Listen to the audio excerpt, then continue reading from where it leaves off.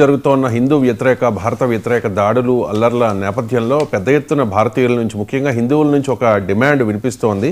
బంగ్లాదేశ్లో హిందువులు చాలా ఇబ్బందికర పరిస్థితుల్లో ఉన్నారు, వారిని కాపాడాలి అని చెప్పేసి. సో అది బంగ్లాదేశ్ కాబట్టి భారత ప్రభుత్వ దౌత్య వ్యూహం ఏ రకంగా ఉంటుంది అని ఆలోచిస్తోన్న నేపథ్యంలో బంగ్లా ఆర్మీ చీఫ్తో భారత ఆర్మీ చీఫ్ మాట్లాడినట్లుగా తెలుస్తోంది. ఏంటి ఎంజీ రావు గారు, ఏదైనా భారత ఆర్మీ బంగ్లాదేశ్పై దాడికి ఏదైనా ప్లాన్ చేస్తోందా? ఇప్పుడు India CDS chief of defence staff Anil Chauhan garu ఇటు బంగ్లాదేశ్ ఆర్మీ చీఫ్ మనకెవరు వాకర్ ఉజ్ జమాన్తో మాట్లాడినట్టు తెలుస్తుంది. ఎందుకంటే బంగ్లాదేశ్లో ఇప్పుడు భారత వ్యతిరేక అల్లర్లు, ముఖ్యంగా అక్కడ మైనారిటీలైన 1.5 కోట్ల మంది హిందువులు ఆపదలో ఉన్నారు.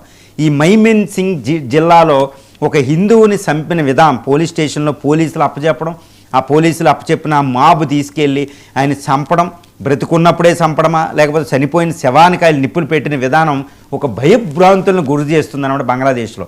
తర్వాత బంగ్లాదేశ్లో భారత హైకమిషనర్ ఒక చిట్టగాంగులోని అసిస్టెంట్గా హైకమిషనర్ భవనాన్ని, ఢాకాలో వీటిని అటాక్ చేయడం, అంటే భారత ఆస్తుల్ని అటాక్ చేయడం.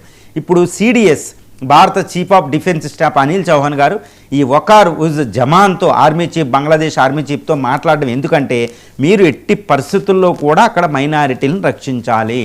రెండోది ఏంటంటే భారత ఆస్తుల్ని మీరు రక్షించాలి. చాలా కంపెనీలు కూడా ఉంటాయండి, టెక్స్టైల్ కంపెనీ నుంచి పవర్ కంపెనీస్ నుంచి ఇవన్నీ బంగ్లాదేశ్లో మనకి ఎన్నో $1 బిలియన్ ఆస్తులు ఉంటాయి అన్నమాట. మరి వాటి మీద అటాక్ జరిగితే ప్రాబ్లం, అక్కడ భారతీయుల మీద అటాకులు జరగకూడదు అంటే జమాన్ కూడా నేను రక్షిస్తాను, భారతీయుల ఆస్తులకు ప్రాబ్లం ఉండదు, ఇందుకే నేను కట్టుబడి ఉన్నానని ఆయన చెప్పడం జరిగింది. కానీ ఇక్కడ జరిగింది ఏంటంటే ఈ జమానుకి భారత సిడిఎస్ చాలా సీరియస్ వార్నింగ్ ఇవ్వడం జరిగింది. ఎందుకంటే దౌత్య మార్గాల్లో జరగలేదు ఇది. భారత ప్రజాస్వామ్య ప్రభుత్వంలో ఎప్పుడూ కూడా ఈ దౌత్యపరంగా రాయబారులు వీళ్ళే కమ్యూనికేట్ చేస్తూ ఉంటారు. మరి ఒక ఆర్మీ జనరల్ ఇండియా నుండి సిడిఎస్ ఇది చీఫ్ ఆఫ్ డిఫెన్స్ స్టాఫ్ అక్కడ ఉన్న ఆర్మీ జనరల్తో మాట్లాడడం అంటే అది మిలిటరీ లాంగ్వేజ్లోనే మాట్లాడినట్టు ఉంటుందండి. అంత ఈజీ ఏం కాదు, దౌత్యపరం కాదు, మిలిటరీ లాంగ్వేజ్లోనే. అంటే ఏంటి, అక్కడ ఆర్మీ చీఫ్కి వార్నింగే ఇది.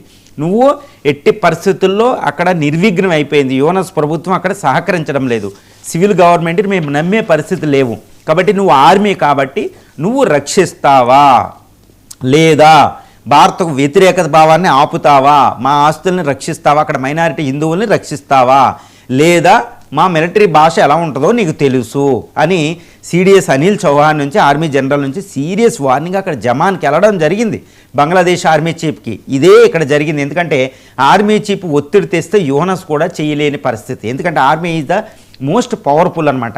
ఒకవేళ చైనా నుంచి పాకిస్తాన్ నుంచి ఏమైనా నువ్వు కోఆపరేషన్ తీసుకుంటే మాత్రం మేము ఊరుకోం, ఎందుకంటే ఏమీ చేయలేని పరిస్థితి. చైనా పాకిస్తాన్ బంగ్లాదేశ్ వచ్చి గెలవడం అనేది అసంభవం. ఎందుకంటే బంగ్లాదేశ్ టెరిటరీ ఇండియాకి కొట్టిన పిండి, దాని చుట్టూరే 4096 కిలోమీటర్లు ఉన్న బీఎస్ఎఫ్ దళాలు ఎక్కడికక్కడ మోహరించి ఉన్నాయి. చికెన్ నెక్ దగ్గర నుంచి, హషింపూర్ నుంచి, వెస్ట్ బెంగాల్ నుంచి, ఇటు మిజోరాం నుంచి మోహరించి ఉన్నాయి. కింద నేవీ బ్లాకేడ్ ఉంటుంది. మరి యాక్షన్ తీసుకోమా, నువ్వు రక్షిస్తావంటే ఒకరు జమాన్ అక్కడ మాట్లాడడం జరిగింది. ఎట్టి పరిస్థితుల్లో నేను రక్షిస్తాను అని చాలా ప్లెయిన్గా చెప్పడం జరిగింది. అంటే ఏంటి, భారత ఆర్మీ బంగ్లాదేశ్ ఆర్మీకి చాలా సీరియస్ వార్నింగ్ ఇవ్వడం జరిగింది. ఒకవేళ బంగ్లాదేశ్ ఆర్మీ కూడా నీట్గా అనుకున్నట్టు చేస్తే మాత్రం బంగ్లాదేశ్లో యూనస్, ఇటు పాకిస్తాన్, చైనా పన్నాగాలను మనం ఆపినోళ్ళు అవుతాం. అందుకనే మిలిటరీ భాషలో మిలిటరీ చీఫ్ వాళ్ళతో మాట్లాడడం జరిగింది. ఒక అద్భుతం జరిగిందని చెప్పవచ్చు. ఇది మోడీ ప్రభుత్వం అక్కడ యూనస్తో మాట్లాడడం, లేదా భారత విదేశాంగ మంత్రి జయశంకర్ అక్కడ విదేశాంగ శాఖతో మనతో మాట్లాడడం, రాయబారులు మాట్లాడుకుంటే అది వేరుంటుందండి. ఇక్కడ ఆర్మీ చీఫ్కి ఫోన్ చేసి డైరెక్ట్గా వార్నింగ్ అంటే అది మిలిటరీ లాంగ్వేజే, అదర్వైజ్ మిలిటరీ యాక్షన్ ఉంటుంది, మేము ఏమీ చేయలేని పరిస్థితి వస్తే చాలా జాగ్రత్త అని ఆర్మీ హెచ్చరించడం జరిగింది. కాబట్టి బంగ్లాదేశ్ ఆర్మీ అంత ఈజీగా దీన్ని తీసుకోదు, ఎట్టి పరిస్థితుల్లో మనం కోరుకున్నట్టే జరుగుతుంది. ఇక బంగ్లాదేశ్లో ప్రస్తుతం నెలకొన్న ఆందోళన